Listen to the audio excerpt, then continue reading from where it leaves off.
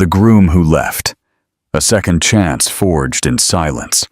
Give us a like now and subscribe so you don't miss the checkmate. What happens when the man who left you at the altar returns 5 years later, only to find a daughter who looks exactly like him? This is the story of Audrey Wells, the abandoned bride, and Dominic Vance, the successful mogul who learned the true cost of ambition. Their journey is one of betrayal, single motherhood, and the painstaking, quiet work of earning a second chance. The walk away. The garden was in full bloom, bathed in warm sunlight, and bordered by white roses, lanterns, and guests dressed in soft pastel shades.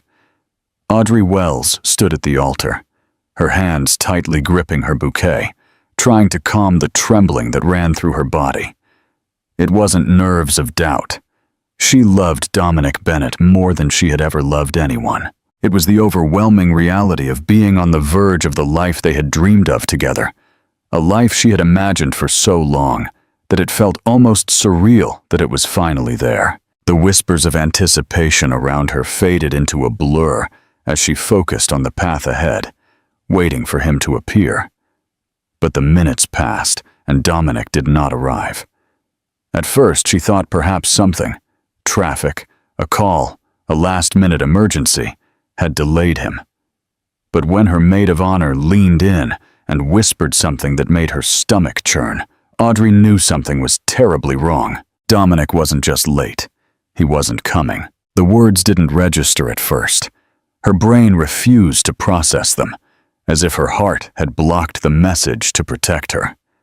But then came the ripple through the guests, the confused glances, the murmurs, the awkward silence, and, finally, the confirmation from someone close to Dominic's inner circle. He had left with Serena Hale, his ex-girlfriend, and they had been seen driving away minutes before the ceremony. Audrey didn't cry. Not yet. She remained motionless for a long time, as if she were frozen by the blow that had just shattered everything around her. Guests began to move, some already leaving, others offering strained words of comfort. Her mother tried to speak to her, but Audrey pulled away from everyone, turned around, and walked down the aisle alone. No one stopped her. She didn't want to be touched, pitied, or questioned. She walked out of the venue garden and directly into a car that drove her far away from the spectacle. Inside, she was falling apart. Her heart cracked in slow, painful waves. She kept seeing his face, the way he used to look at her when he promised her forever, when he kissed her forehead and told her nothing would come between them. She had believed him so much that she hadn't told him she was pregnant. Not because she was hiding it, but because she wanted that moment to be perfect, intimate, something they would celebrate together in the quiet after the wedding.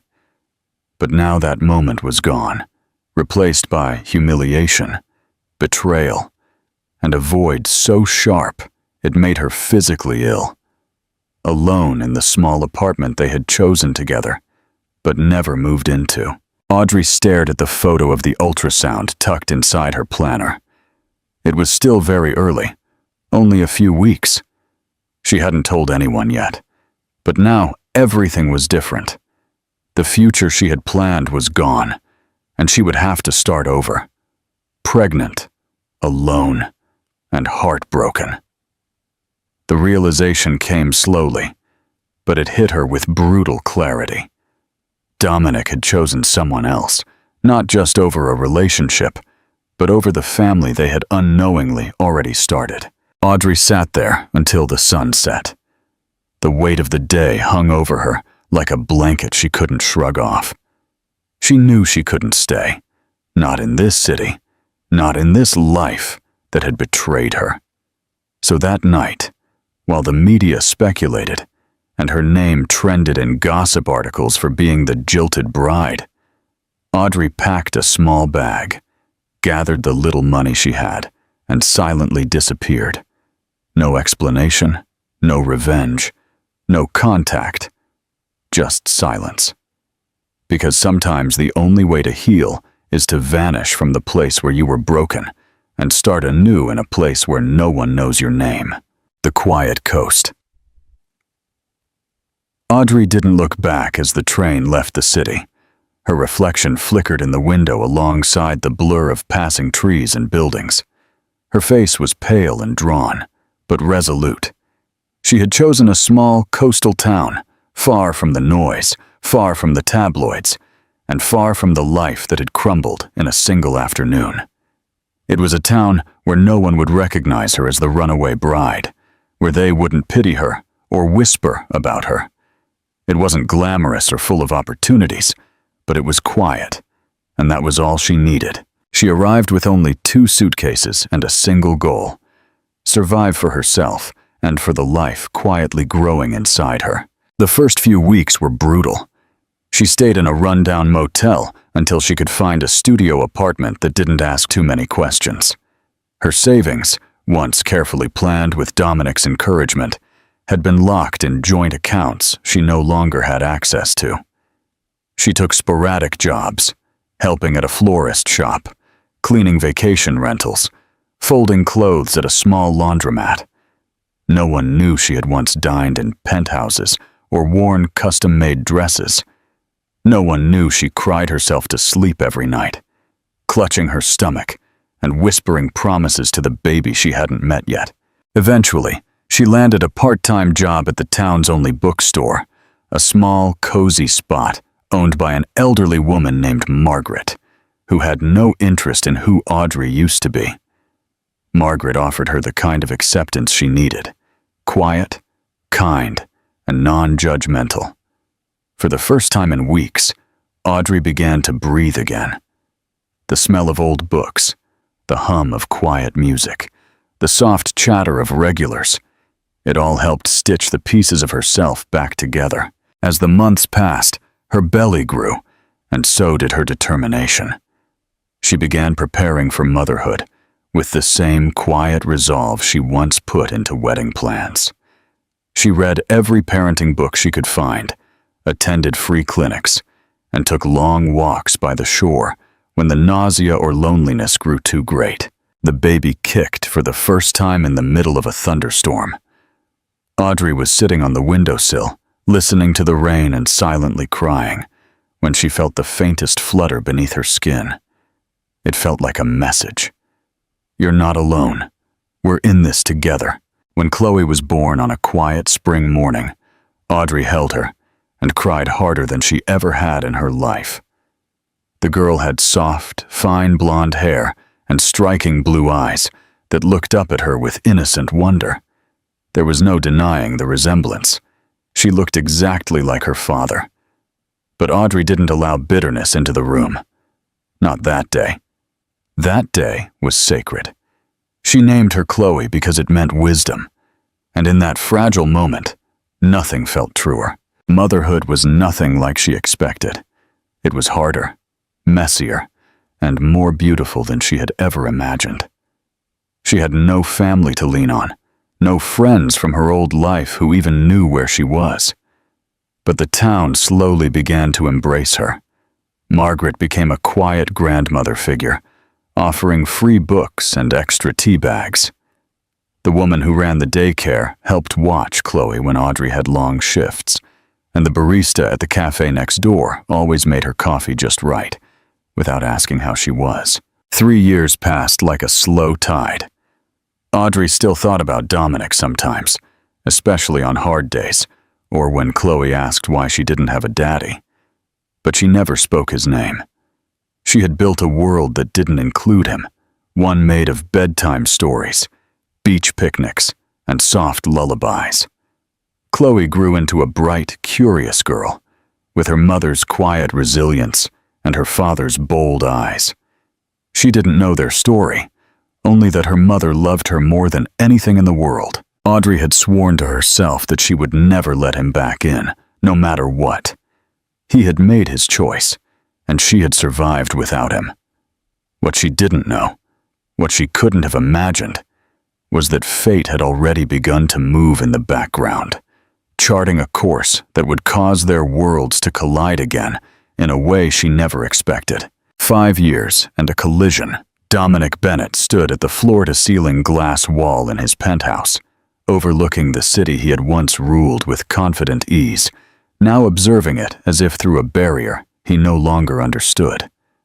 5 years had passed since the wedding day that never was. 5 years since he had walked away from the only woman who had truly known him. The regret was not sudden. It had accumulated slowly over time, layer by layer, as his once carefully structured world began to unravel from the inside out. The marriage to Serena had lasted less than 2 years, and every day of it had been a quiet war. She was shrewd, beautiful, and destructive, in ways he hadn't seen until it was too late. Their relationship, born of vanity and pressure, had collapsed into bitterness and betrayal. When the divorce papers were signed, there wasn't even a fight, just silence, as if neither of them had anything left worth saying. But even after she left, Dominic didn't find peace. The penthouse remained cold no matter how high the heat was turned. The parties felt empty, and the success that once made him feel invincible now felt like an anchor around his neck. His father, who had once insisted on the marriage to Serena to secure alliances and expand his company's influence, now barely spoke to him, except in board meetings. And as the business grew, Dominic began to shrink inside, his identity dissolving into the hallways of corporate obligation. He tried distraction. He traveled, bought properties, even dated again. But none of the relationships lasted more than a few weeks. There was always a missing piece, a quiet voice reminding him of what he had left behind. Not just the woman, but the chance to build something real, something lasting. He had replayed that day in his mind so many times. Her face at the altar, the confusion, the pain, how she hadn't screamed or run after him, how she had simply vanished. He had told himself she was better off, that they weren't meant to be. But with every passing year, that lie became harder to hold. One night, alone in his office, Dominic found himself searching for her name. There were no pictures, no recent updates, no social media, nothing. It was as if she had completely disappeared. He even hired a private investigator once, but canceled the contract halfway through, feeling it would be a betrayal of her silence. He told himself that if she wanted to be found, she would have left a trail. But still, her absence gnawed at him. It wasn't just guilt. It was the feeling that he had walked away from the only chance he had had to be truly happy. And the worst part, he didn't know what he had destroyed.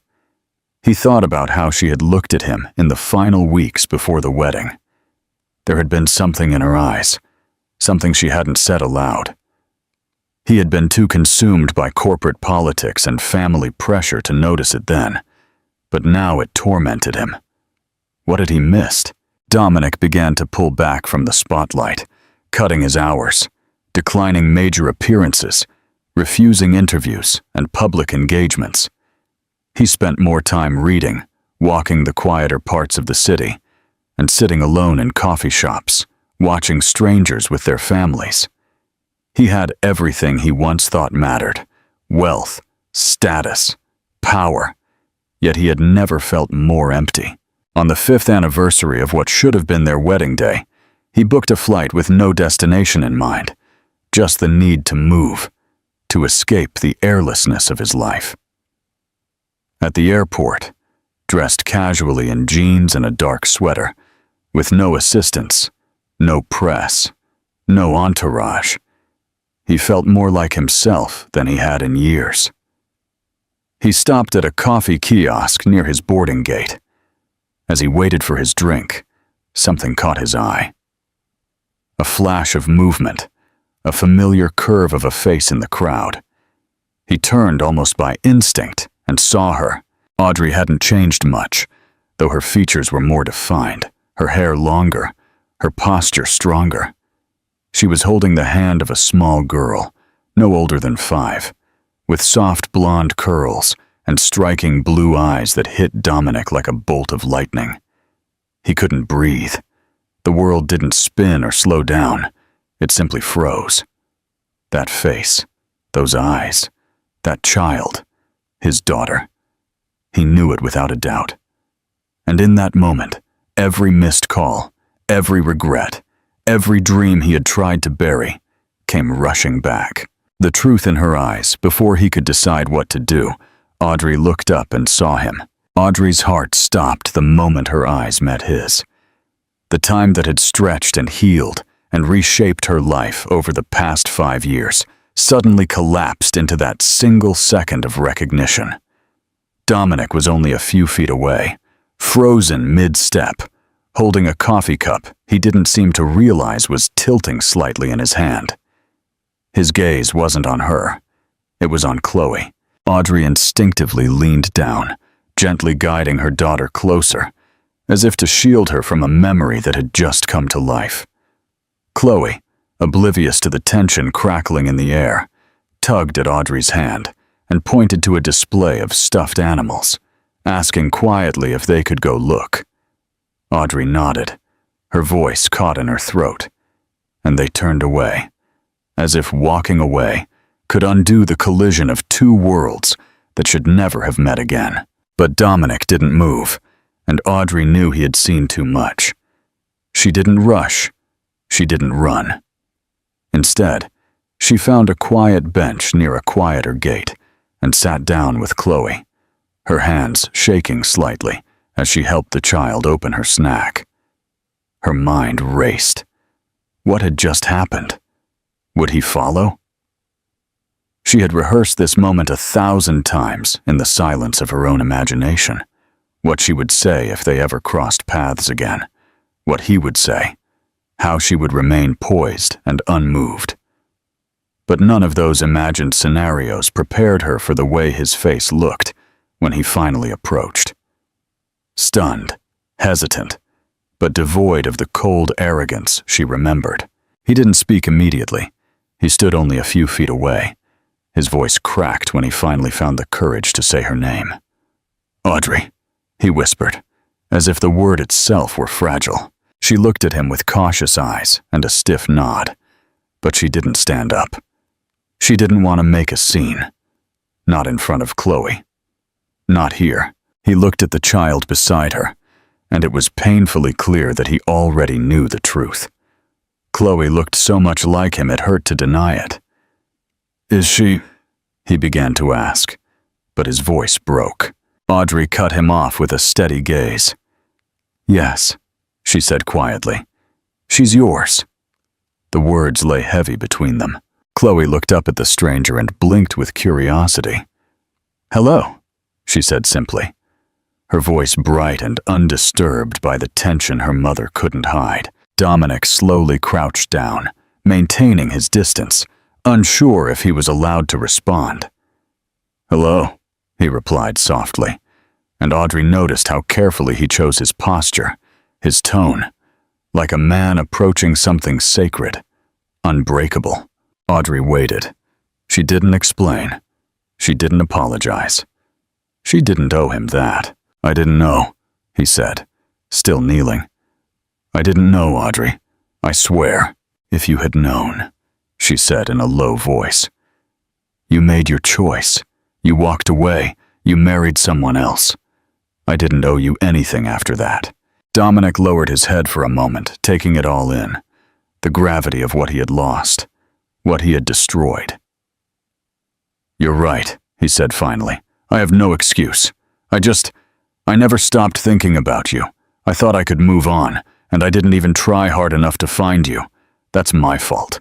Audrey felt the walls around her soften only slightly, not because of his words, but because of the honesty in them. He looked older, not in the lines on his face, but in his bearing, his humility. The man in front of her was not the man who had walked out of her life years ago in pursuit of ambition and image. Chloe, bored with the adult conversation, leaned into Audrey and whispered something about wanting juice. Audrey searched her bag and handed her a box. Then she looked at Dominic.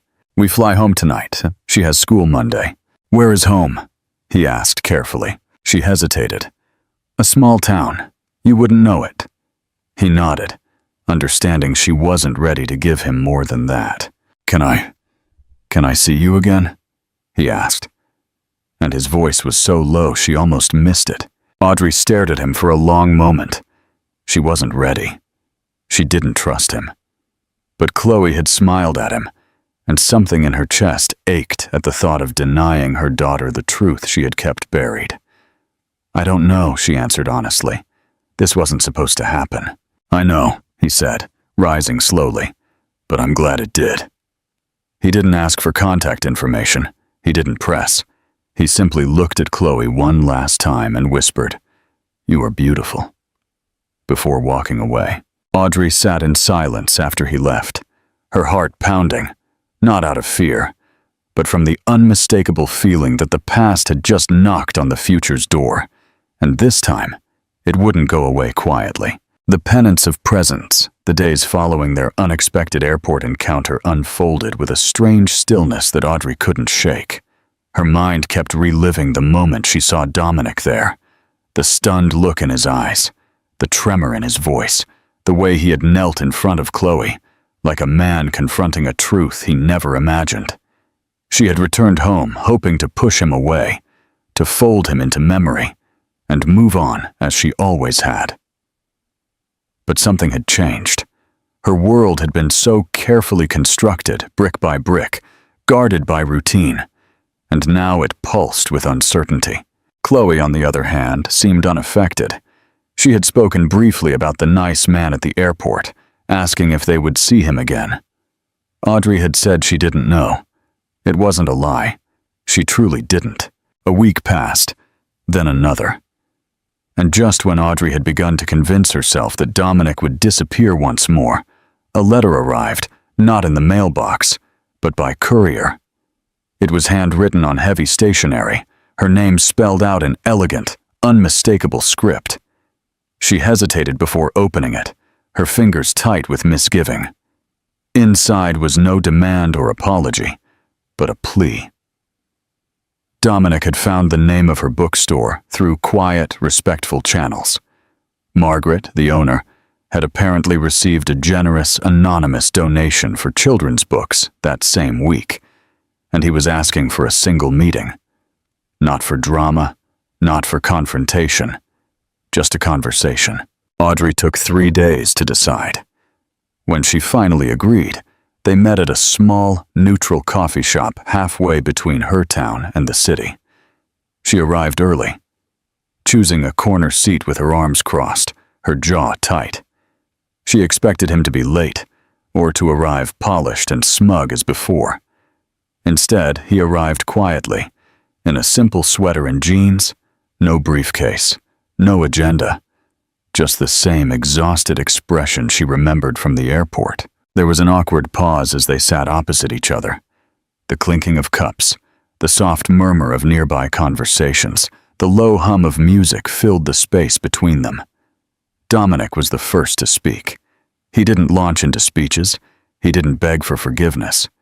He began with one sentence. "She looks exactly like my sister when we were little." Audrey didn't respond, but she didn't leave either. He seemed to take that as a small mercy. He told her about the years he had missed, the unraveling of his marriage to Serena, the way his father's approval had turned to silence, how his business victories had become hollow. He admitted he had thought of Audrey often, not just with regret, but with pain. Pain for the life they could have had, for the daughter he hadn't known he fathered, for the love he had believed he didn't deserve. Audrey listened, unsure if she believed every word, but unable to deny how different he seemed. He didn't ask her anything, only about Chloe, her favorite color, what made her laugh, if she liked animals or had any fears. Audrey was struck by how gently he handled every detail, as if they were delicate crystals he had once shattered and dared not drop again. For the first time in years, she found herself talking freely, recounting stories of her daughter's quirks and talents, her stubbornness, her joy. And when she looked up, she saw tears in Dominic's eyes. Not for show, not manipulation, but something deep and raw that even he hadn't expected. At the end of the meeting, Dominic stood to leave. He didn't ask to see Chloe. He didn't pressure her for more. He simply thanked Audrey for her time.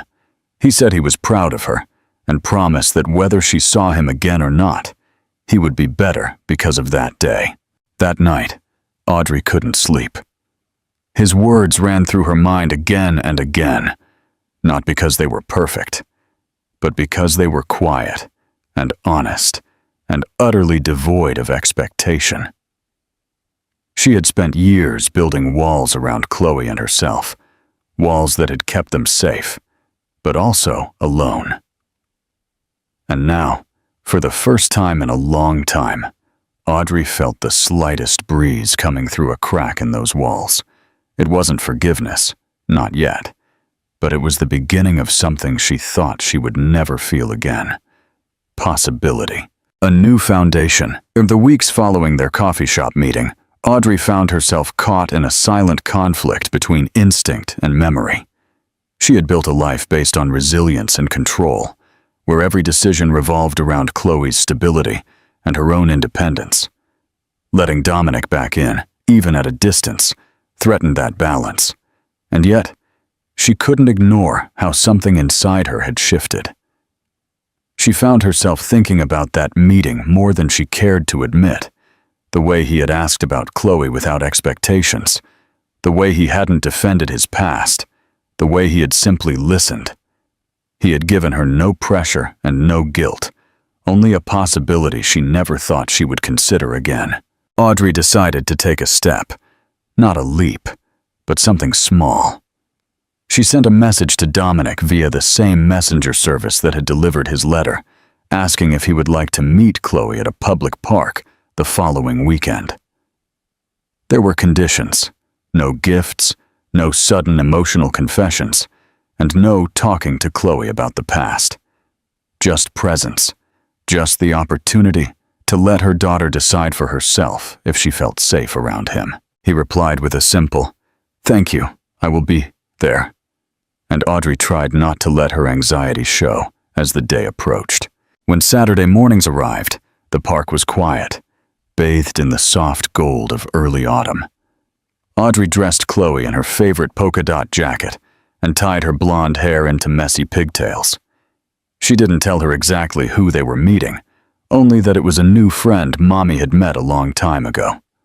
Chloe, always curious, asked a dozen questions on the way, most of which Audrey answered with vague smiles and nervous glances at her watch.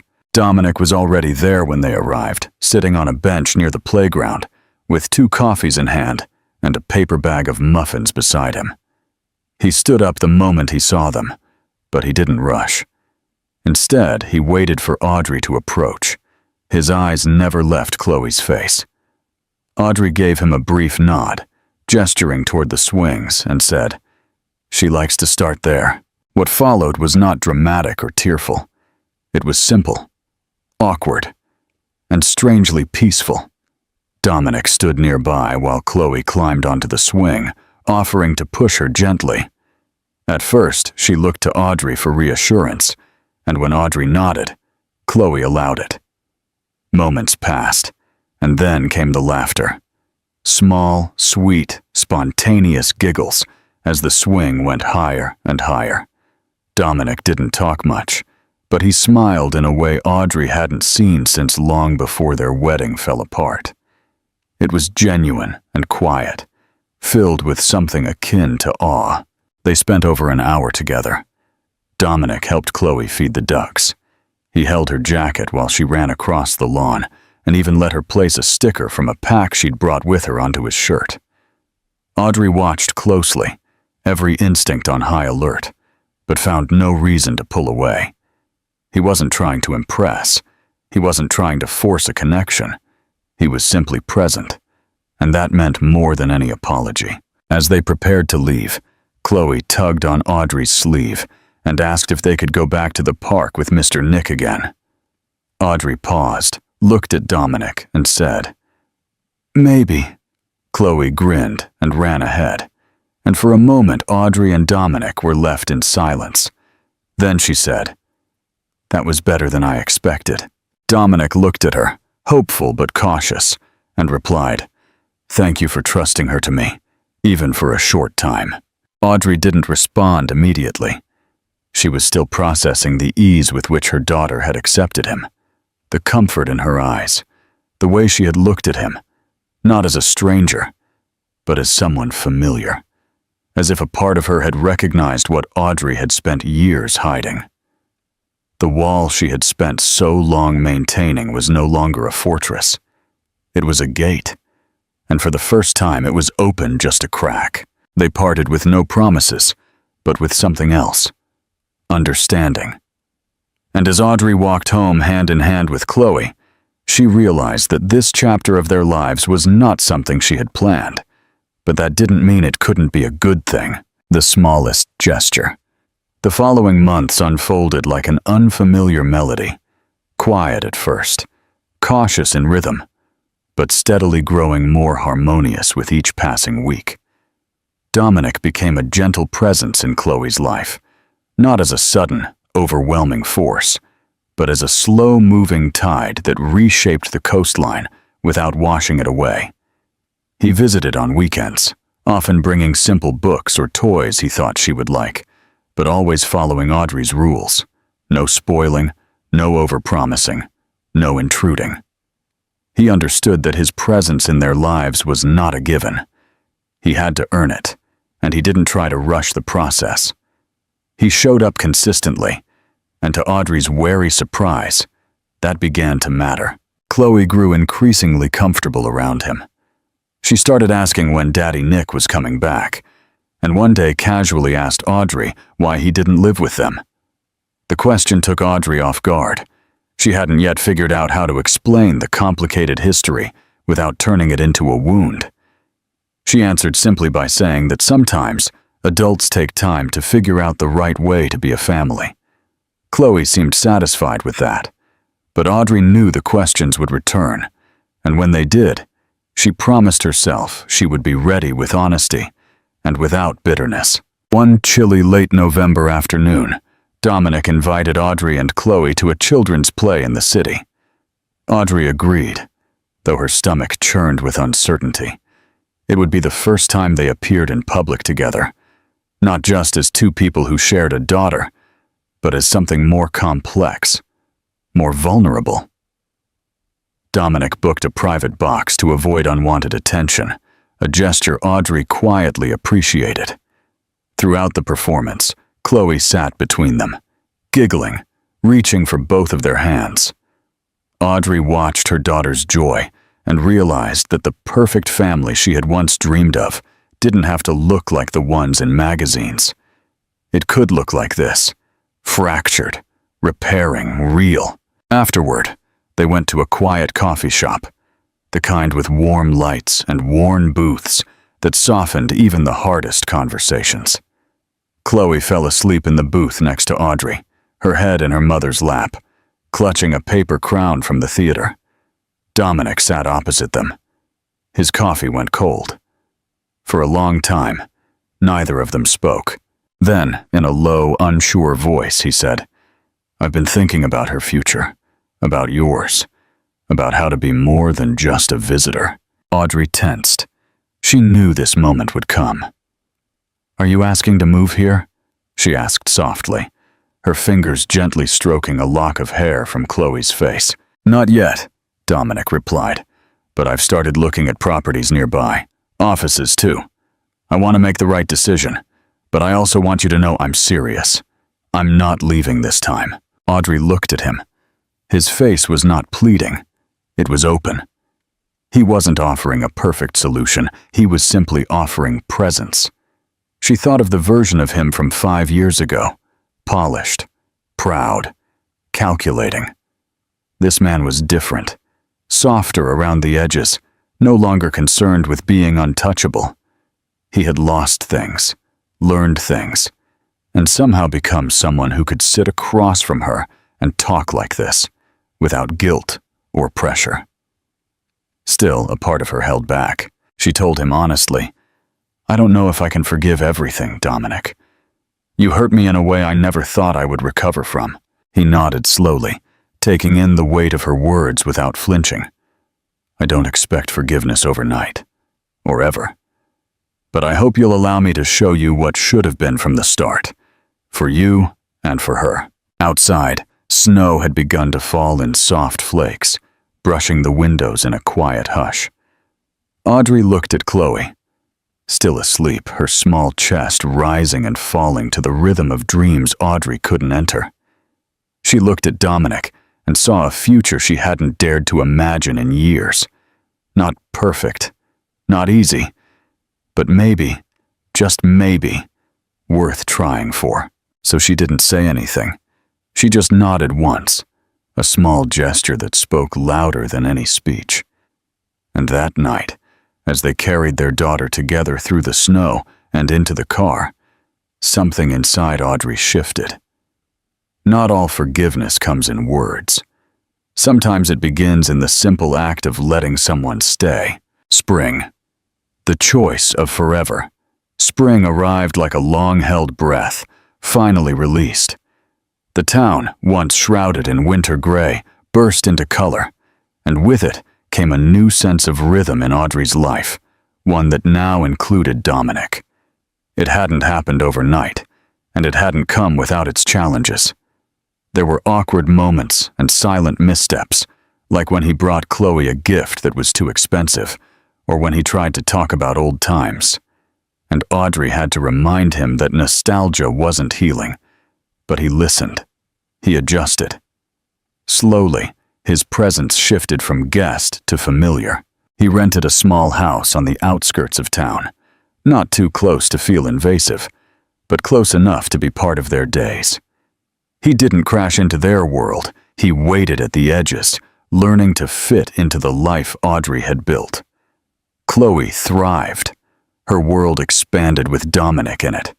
They shared the same curious eyes and the same stubborn chin, and it grew more obvious with every passing week that she saw in him something Audrey had tried to suppress for years, a sense of belonging. Audrey had fiercely protected her daughter, but watching them together, building birdhouses in the backyard, reading bedtime stories, laughing at the same corny jokes, softened her in ways she hadn't anticipated. It was no longer just about forgiving the past. It was about acknowledging the future unfolding before her and realizing she didn't have to face it alone. Audrey was cautious with her own heart. It had been carefully rebuilt brick by brick, and she wasn't willing to risk it lightly. Dominic never pressured her. Instead, he let his actions speak, picking up Chloe from school when she had to work late, making soup when she was sick, helping her mother, who had recently re-entered her life, with doctor visits and shopping. He didn't try to buy her love or demand it. He simply stayed. And that, more than any grand gesture, began to transform her fear into trust. One early May afternoon, they set up a small picnic in the park where they had first reunited. It was nothing elaborate, just sandwiches, lemonade, and a few blankets beneath a blossoming tree. Chloe ran off chasing bubbles while Audrey and Dominic sat side by side, not touching, but close. They talked about everything and nothing: books, childhood, the weather, the strange comfort of quiet routines. Then, as the sun began to set, painting the sky gold, Dominic pulled something from his coat pocket. It wasn't a ring. It was a small, handmade wooden box, the kind that opened with a gentle click. Inside was a pendant, a simple silver heart carved with 3 stars, one for Audrey, one for Chloe, one for the life they were building. He didn't ask her to marry him. He didn't offer a proposal or a promise. Instead, he said, "You don't have to give me an answer. I just want you to know that I'm not going anywhere. Whether we end up together or not, I will always be here for her, and for you, if you'll allow me." Audrey stared at the pendant, her throat tight with an emotion she hadn't expected. It wasn't grandiose, it wasn't public, but it was heartfelt in a way nothing else had ever been. She closed the box slowly and whispered, "You're already here." Then she reached out for the first time in years and took his hand. It was the start of something new. Not a reboot of the past, but the foundation of something they never gave themselves a chance to build before. Not built on illusions or fantasies, but on survival, effort, love, and forgiveness. Months later, Chloe would proudly show her friends the silver pendant around her mother's neck. She would tell them, not understanding the full weight of her words, that it meant her family had found its way back. And for Audrey, it was enough. The story didn't need to be perfect. It just needed to be theirs. Final question for the audience.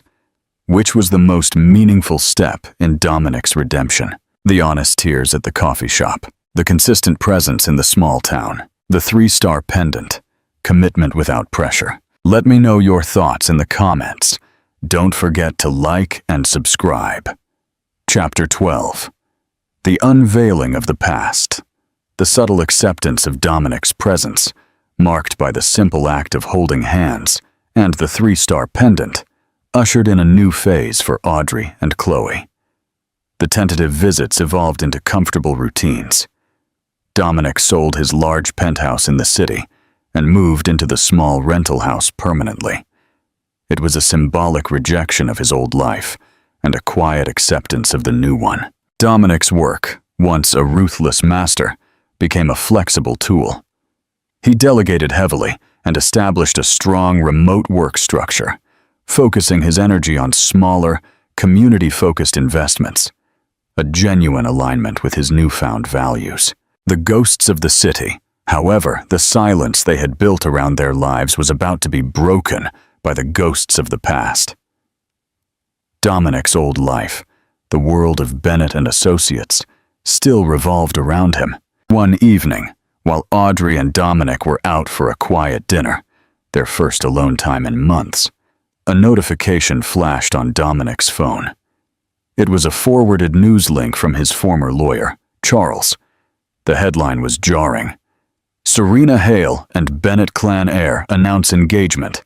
Merger of power. Audrey saw the headline over his shoulder. The mention of Serena Hale, the woman Dominic had left her for at the altar, jolted her.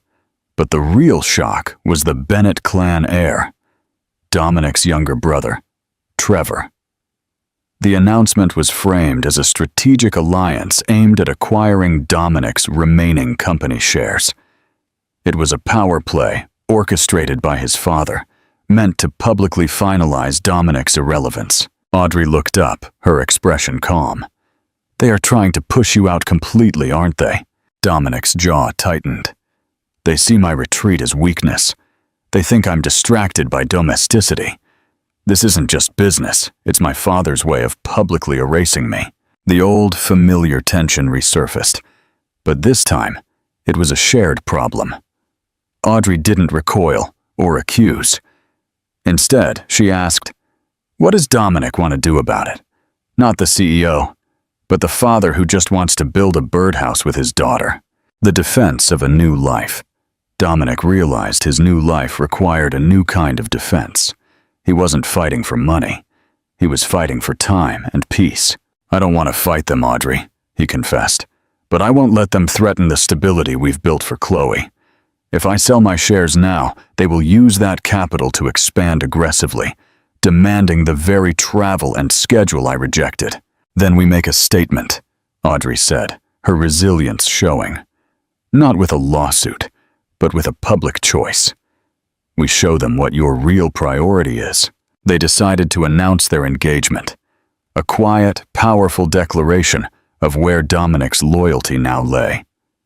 He proposed to her not with a diamond, but with a small silver band carved with 3 stars, mirroring the pendant. "I won't promise you a perfect future, Audrey," he said, holding her hands on the beach where they often walked. "But I promise you a present that is real, honest, and shared." She accepted. A wedding for the present. Their wedding was everything the first one wasn't. Small, simple, and held right there in their quaint coastal town, officiated by Margaret, the kindly bookstore owner, who had become a surrogate grandmother to Chloe. Chloe, now 6, served as the sole and somewhat chaotic flower girl. She wore a dress made by Audrey and carried the 3-star pendant in a small velvet box. The wedding announcement was a simple photo posted on Dominic's now active, but professionally managed, LinkedIn profile. Dominic Bennett and Audrey Wells announced their marriage, priorities redefined.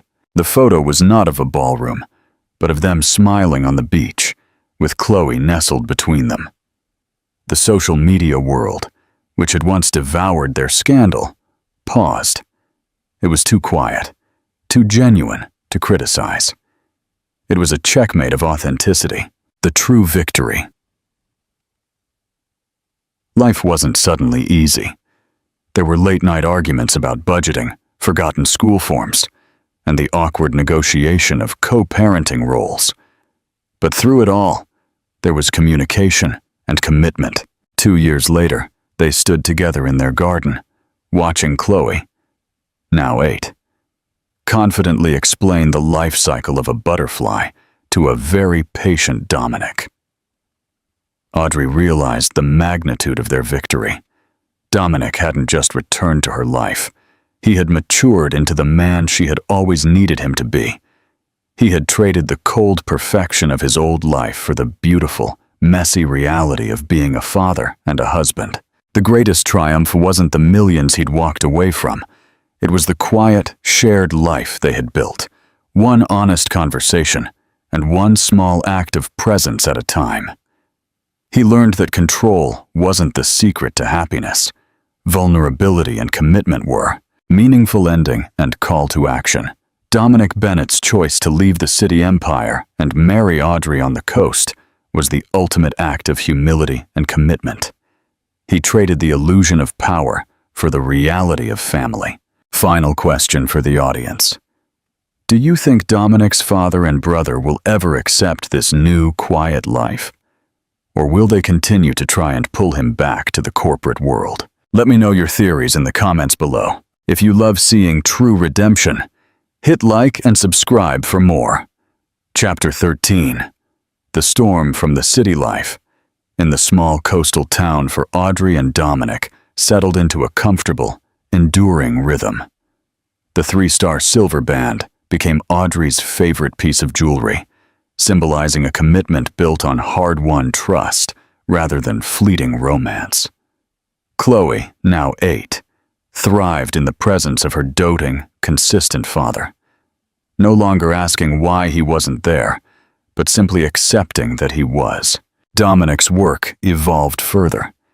He rebranded his remaining investment portfolio, focusing entirely on ethical, community-driven startups. A stark contrast to the aggressive takeovers of Bennett and Associates. The price of peace. 2 years after their quiet wedding, the peace was shattered by a direct attack from his old life. Dominic's father and brother, Trevor, saw his commitment to the small town as a weakness and launched a final, aggressive public relations campaign aimed at discrediting Dominic's new ethical ventures. The attack wasn't aimed at his finances, but at his reputation. A series of defamatory articles surfaced in the city's top financial journals, painting Dominic as a failed magnate running a boutique vanity fund, whose recent community investments were merely tax write-offs for a man avoiding true responsibility. The goal was to destroy the credibility of his new ethical funds and disrupt his growing local portfolio. The articles cited an anonymous source, clearly Trevor, claiming Dominic was neglecting a hidden legacy project that was crucial to the family's original vision. The old panic flared in Dominic. He felt the familiar pull of the corporate battlefield, the urge to retaliate with lawsuits and aggressive counter-PR. "They're trying to prove I haven't changed, Audrey." He paced their living room, the coastal serenity feeling fragile. They want me to engage in the old war. Audrey, however, was no longer the jilted bride. She was a woman anchored by resilience. She sat him down, handing him a mug of tea. You don't fight fire with fire, Dom. You fight fire with water. We don't fight their narrative. We build a better one. A true one. Audrey's strategy. The Legacy Project. Dominic looked at her. They're using the term legacy project to imply I'm running away from my roots. The only legacy I care about is Chloe. Then let's claim that word back, Audrey challenged. What if that legacy project wasn't about the old company? What if it was about the future? Your father's attack mentioned that you abandoned a key proposal related to urban revitalization and sustainability. Dominic froze. Years ago, before he left Audrey at the altar, he had indeed toyed with a passion project, a non-profit trust dedicated to turning abandoned inner-city lots into sustainable community hubs. He had shelved it when his father forced the marriage to Serena. The plans are in a forgotten hard drive somewhere, Dominic muttered. I let it go. Find them, Audrey said, her eyes alight with the focus of a true planner. The best way to combat their lie is to unveil a bigger, better truth. Let's launch the Bennett Legacy Trust now. We will use your vanity fund to seed it, and I will be the architect. This was the opportunity for Audrey, the true architect of their life, to step into his professional sphere. Not as a dependent, but as a co-founder of his new identity. The ultimate counter-move, working together, Audrey and Dominic spent the next month quietly resurrecting the trust. Audrey, drawing on her architectural background and her quiet local network, refined the initial plans into a practical, scalable model. The launch was announced not in a glossy financial magazine, but via an exclusive feature in a community news journal and a targeted press release to sustainable infrastructure outlets. The headline was simple and undeniable. Dominic Bennett founds Legacy Trust, dedicating resources to urban community renewal, architected by wife Audrey Bennett. The articles emphasized that the trust was nonprofit, focused entirely on long-term value, and had been conceived years ago, directly refuting the vanity fund claim. The final statement, delivered by Audrey, was the ultimate checkmate. Mr. Bennett's true legacy is not defined by the shares he owns, but by the soil he cultivates. We believe in building communities, not just fortunes. The response from Bennett and Associates was furious, but ineffective. The elegance of the move was that it was unassailable. They couldn't attack a non-profit community trust without looking like soulless villains. Dominic had refused to fight the old war, and instead declared a new one, a moral one, that he had already won. Epilogue. The true measure of success. Years later, the Bennett Legacy Trust became Dominic's main focus, with Audrey serving as the director of design and implementation. They continued to live in their small coastal town, raising Chloe in the quiet world they had fought so hard to protect. Chloe, now a confident teenager, often accompanied her parents to city trust meetings, proud of the sustainable spaces they were creating. She would joke that her dad finally found a job that matched his love for building birdhouses. Dominic had lost the empire he once knew, but in doing so, he had found something far more valuable, a partnership built on mutual respect, a genuine purpose, and the unwavering love of his family. He often looked at Audrey, who had healed from betrayal to become his strongest ally, and knew that the greatest fortune was measured not in profit margins, but in the peaceful rhythm of their life together. Final question for the audience. What do you think was the biggest victory for Audrey? The small, quiet wedding on the beach, or the success of the legacy trust that validated her quiet strength? Let me know your thoughts in the comments. Don't forget to like and subscribe.